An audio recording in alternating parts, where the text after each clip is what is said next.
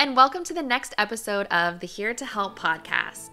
I'm Laura, and today I'm interviewing Melissa, who is a transracial foster care and adoption educator. She will be sharing with us tips, ideas, consideration, and advice for those who are just starting out and learning ways that they can honor and celebrate a child's culture that might be different from their own. Thank you so much for joining today, Melissa. I'm so excited to have you here. Of course, I'm so excited to be here. We've been connected on socials for a while now. And we got to meet in person, which is always very nice. So I'm excited to sit down and have a longer conversation than, in passing getting coffee. But yeah. we're sitting down today. Okay, so I know who you are, but if you could please introduce yourself and tell us kind of your connection to child welfare and a little bit of what you do, just to get us started. Yeah, of course. So my name is Melissa Guida-Richards. I'm an adoptee and adoption educator. And I kind of fell into this work about 6 years ago when I started writing about my own adoption experience. I am internationally adopted. I was adopted from Colombia at 5 months old, and I was transracially adopted. So my family is white, and I'm multiracial, Indigenous, Latina.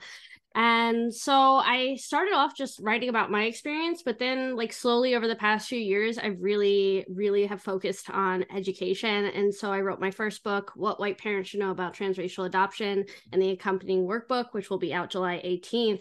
And so I've done a lot of workshops in this past year with social workers and adoption agencies that do privately and through the child welfare system. And so I've been able to work one-on-one with a lot of social workers who are doing the education of foster parents, and that has been so rewarding and refreshing to see these agencies and social workers listening to adoptee voices and also talking about these tough topics that have been avoided historically. Yeah, and I had the pleasure of listening to one of these chats, and that's how I initially was like, you got to be on the podcast. I love it, and share some more details because transracial foster care and transracial adoption from foster care is common. And I think anyone who decides to sign up to be a foster parent or work within child welfare needs to be aware of these things. Yeah. Thank you for all that important work you do. I want to, okay, let's just kind of kick off. So starting just broad, how can foster and adopted parents support kids from a different culture? Maybe if you could show me or share some examples from the start, and then some things maybe later on as relationships build. Yeah. Well, I love children, especially since younger kids are like sponges. So they pick up everything, and you can I feel like sometimes people, I guess, underestimate how much kids can understand. So I think even from a really young age, it's super important to make sure you have diverse literature in your home, diverse artwork, and already starting to get out into your community and getting out of your comfort zone, because you really need to prioritize your child's emotional and mental health through their identity. And it has to be on a day-to-day basis. I feel like a lot of foster parents are wide-eyed and bushy-tailed in the beginning, but it can get really overwhelming quickly because there is so much information that you have to do, with the home studies and all that stuff. So I think one of the first things to do is just initiate these conversations. Grab a book about diverse cultures, make sure you have different topics and different cultures in your family, because with foster care you don't really know who you'll get the call for. So making sure you have those resources, or at least a local library with your library card, because, I think many people also forget that libraries exist and they can be amazing. Yeah. And my local library, they have Spanish classes. They have things like that you can get started doing before placement and after a placement. Good point. And I think another thing is just like learning cultural norms and beauty hygiene standards in your local county. You should know at least a general makeup of the community. So seeing where the needs lie, I would always ask your social worker, like how common are placements with Black children, Asian children, Latino children, just to kind of give you like a heads up so you can start mentally preparing for the different cultures that you may not have any familiarity with. Excuse me. So that's where I would get started, like early on. Okay, so kind of getting yourself set up for success. Obviously, there's a lot more to come, but kind of wrapping yourself around and just starting somewhere. Sounds like. Yes. Okay. All right. So if a child moves in, or you're matched for permanency, what types of things on a day-to-day basis? I know you mentioned like hair care and skin care, things like that, but like talk me through some more things that are maybe on a day-to-day basis. Yeah, on a day-to-day basis, I think like some simple things are like the music you use in your home. Like, what are you playing while you're cooking dinner? What kind of shows is your family watching? And growing up, like I really didn't have much diversity in any of these aspects. And just having representation, like I really didn't see a lot of Latina characters. But now we have so many different things like Netflix and Prime, and like we have documentaries with adoptees. So it's not just like always about like the cultural, it's also about like adoptee representation as well. So you get like those two aspects, because it's really important to not just throw all your eggs in one basket. You really have to do like a diverse thing here. And so I definitely encourage like looking up movies and making sure you're aware of content too, because if your child hasn't really had the opportunity to be exposed to their culture with their previous foster families, or if they were with the white side of the family versus their family of color, it can also be a little overwhelming. So I think another key aspect is gauging where the child is. And Yeah. particularly with like older children who may have already experienced some of like the displacement of being around one side of the family, not the other. And I've seen it with so many adoptees who are like hesitant to integrate their own culture because they're embarrassed or they're uncomfortable. And I think being able to model your interest, and it has to be like authentic interest. You can't be like a kid being told to clean up their room. Sure. Like, because this has to be something like you are authentically engaged with and enjoying, and like modeling your interest can also engage the curiosity of the children in your home, and it make them more susceptible to like wanting to explore that, because they may not have necessarily had a safe place to do that. Another thing is just like allowing questions. So many young children, my youngest was around 4 when he started pointing out like skin color between me and his father, and he was like, why are we brown, why is daddy white, like why do we look different? And being open to those questions instead of just shutting them down, because I think sometimes like parents in general, we can get nervous, we're like, oh, I don't know the answer to that, let's switch the subject. And being okay saying, you know what, that's a really good question, I'm not really sure, but I'm going to look it up. Do you want to look it up with me, or do you want me to get back to you? You know, like open up to allow their input as well. I think that can also be very, very helpful. I love that. And maybe I should have asked this from the beginning, but as you're talking, I want to like just take a quick step back. You know, I hear from some foster parents, and that's like, oh, there's just so much going on. I have all these other things. Why should I be prioritizing culture? We need to work on mental health. They're in crisis, or they're still, having the effects of trauma that they're working with. It feels like a lot. Can we just put that off for later?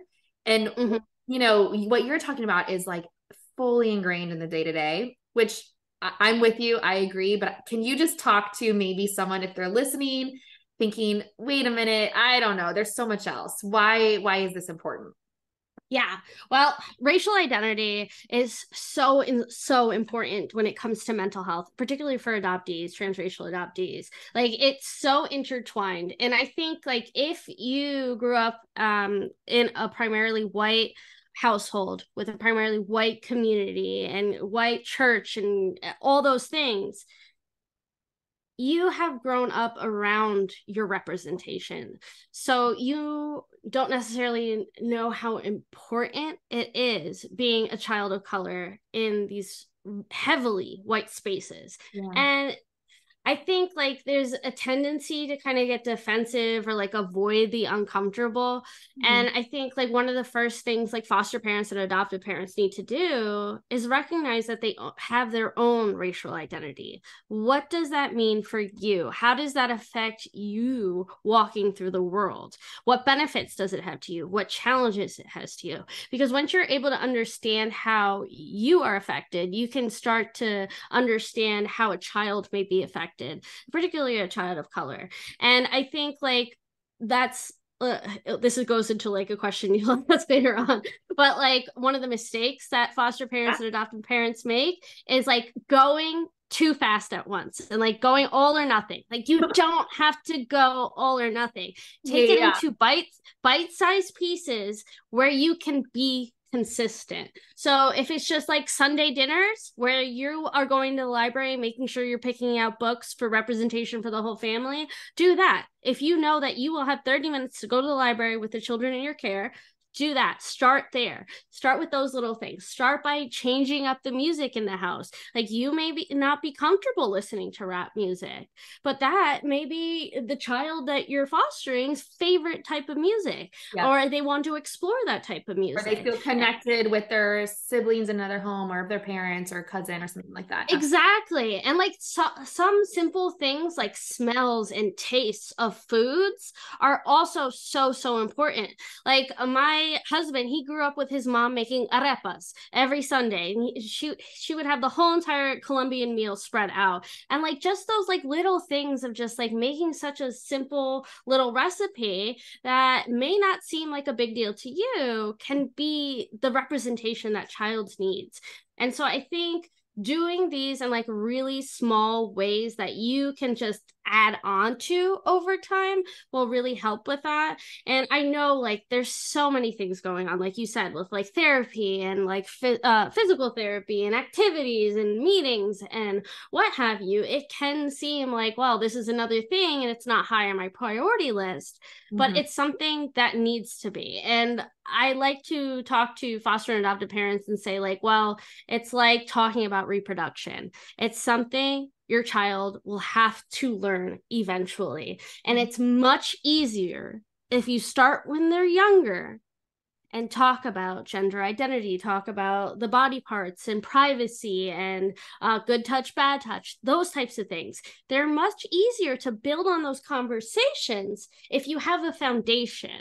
And Great so, in point. order Mhm. to really help a transracially adopted child or a transracially fostered child, building those blocks with them from a young age will help them as they get older. So then they can learn that vocabulary, they can be engrossed in this world where they can take power over their story and their identity and do what makes them most comfortable. Yeah, I love that. I think that's a good point because, excuse me, we, as foster parents and, people who are adopting from foster care, we are introducing stuff slowly over time. That is something that we do become accustomed to. And, you know, with all these complex topics, we make them age appropriate and we add. And so I love that thought process because that I think will resonate with a lot of people. It resonates with me.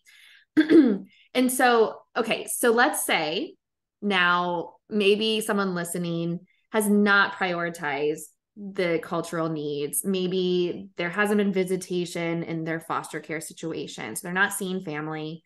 And it's kind of been put on the back burner for these variety of reasons. Okay, so how do we, how does someone maybe repair or get started? Is there repair needed? Talk me through kind of that situation too, because I know that happens. Yeah, and like this is something that I can speak a lot on because my mom, this is something that she had to kind of step back and realize, oh, I missed out on that. Like I didn't prioritize that, and I didn't realize that was affecting me, her daughter, to the degree that it is. So I think just like step one is acknowledging that there was a misstep there, that it wasn't the priority, and see where you stand. Like sometimes people will just kind of, yes, kind of go into like a shame spiral, like, oh, I should have been doing this, oh, I should have been doing that. No, And then it can, that's definitely part of the experience. Yes. yeah, and then you can feel like even more overwhelmed. You're like, well, it's too late now. I, Frozen. I Yeah. can't Mhm. I can't go back. I can't fix this. And I have to say, it's rarely ever too late. And of course, there are going to be some situations where children will absolutely want nothing to do with it, and until they grow up and they're older and they're able to explore by themselves. But I think a lot more kids now are becoming so aware with the use of social media, with the representation in books and movies. Like we see, I think it's Joyful Ride, an adoptee story of like reunion in China. Like there's so many more aspects of representation that are out there that I find it rare for a child not to have any type of interest. So I think like picking out things that your child in your care is already showing interest in. Like, are they looking at taekwondo? Are they looking at exploring languages in high school? Like, one simple thing is like, if you know a child in your care is going to high school and they're going to have to pick what language they're going to study, you can say, wow, like you're maybe it'd be a good idea if we all chose Spanish, and I will start taking lessons too, and I'll start with Duolingo, something really simple, just showing that authentic interest can be a way to start those building blocks. And I don't think it's ever really too late. And as long as like you're consistently doing it, because another thing I see parents do, like I said, like too much at once. So even like later on in life, if you feel like you've kind of dropped the ball, just going full blown into like the world of like cultural consciousness, and you may start making even more mistakes that you could have avoided if you just kind of sat back and read books by adoptees, read books about different cultures, and just kind of took it a day at a time. And so I think like starting with like holidays, do the foods, different traditions. One thing like I know a lot of Colombians do is like they eat 12 grapes on New Year's Eve, and like things like that don't necessarily take a lot of effort, but can mean the world to a child. I was just gonna say, like, I'm thinking through my own like event, like holiday things that are so tiny, but I remember as well. And it's such a like an easy thing to incorporate for holidays. I'd love to hear kind of what other, if you have any other ideas of like mistakes that you see or missteps, and kind of what you suggest from there. We might have Yeah. covered them all, but Yeah. I think another one is when adoptive or foster parents are like dipping their toes in, but aren't fully committing. And so what I mean like that is like we have these tiny little building blocks, like I mentioned, with like books and music and stuff, but there's a line, and it's like an invisible line that they know is there but are kind of avoiding. So like what I mean by that is like, say you are fostering a Black child who's Christian and or Baptist, and you've been going to the same church for 15, 20 years, and there's a church that's very local that the child in your care is used to going to, and you aren't willing to explore that church with them, and you're like, oh well, next week I'll do that, oh next week, next week. And it's because like you know that you should be recognizing race and should be incorporating culture, but also you're not quite ready yet to get comfortable being uncomfortable, because there's a huge difference between integrating culture in your day-to-day life and also like stepping out of your comfort zone. Because when you are used to being the primary representation and like seeing yourself in your day-to-day life, from the people who work at banks to the people who work at schools and your job and your bosses, they all look like you. Once you go to an area where all of a sudden you're one of a few white people, that's a huge culture shock, and that is going to be uncomfortable. Yep. And so I think that's one of the biggest things I see is like a lot more foster parents are becoming aware, but there's that line that they're like not willing to cross without a lot of guidance. And I think another mistake is like putting a huge chunk of that labor on the people of color in your life. Mm. And so I think like we all have like close friends that we confide in, but relying solely on your best friend who is Black to help guide you with taking care of a Black child's hair and learning about other hygiene aspects or different cultural norms and AAVE and all those things is not really doing what you think it's doing there. Yeah. And it can be like, it's kind of like a tokenization of your friends and using them for like free labor because you are uncomfortable taking that step to learn. And maybe you have a lot on your plate, you're too busy to take classes and do all these other things, but there's small things that you could be doing to get that knowledge without fully relying on your friends and family of color to do that for you. Yeah. And I think you bring up many good points. I mean, and I would argue if you don't have, community is important, but if you don't have professional outlets, businesses, or know where to go, you maybe shouldn't start transracial foster care or adoption until you have that in place. You mentioned earlier at the beginning of the conversation, talking to the workers and saying, what are the common cultures or religions or things to consider? And that can be your cue at that point before you say yes, before you are matched, to start to find those resources. Because I think it's a good point. It's great. We have friends and family in our community and they should be invited and to our events and invited to our home and all that. But there's a lot more there. And yes, I appreciate you bringing that up because I think that happens a lot. And it's an important thing to just state it clearly. So thank you for doing that. And then I want to go back because you also said, you talked about like use the word integration. And I think a lot of people like kind of integrating culture or the religious in your example that you use. I think a lot of people, walk into foster care or adoption with some harder lines. And well, I'm not going to give up this, and that's my line. And when you think about integrating, you're not giving anything up. You're just adding it to the mix. Correct me if I misinterpreted that. Is that no? okay? I think you're totally correct there because like I think it can feel like a loss. Mm-hmm. Stepping your toes in and doing these things, it can feel like you're losing what you're comfortable with, what your beliefs are. But at the end of the day, you're adding another culture. You're adding like another foods and music and just like worldview that can enrich your life as well. And there's so much beauty in that. And I think that like that also like is another like common mistake, like the difference between like appropriation and appreciation.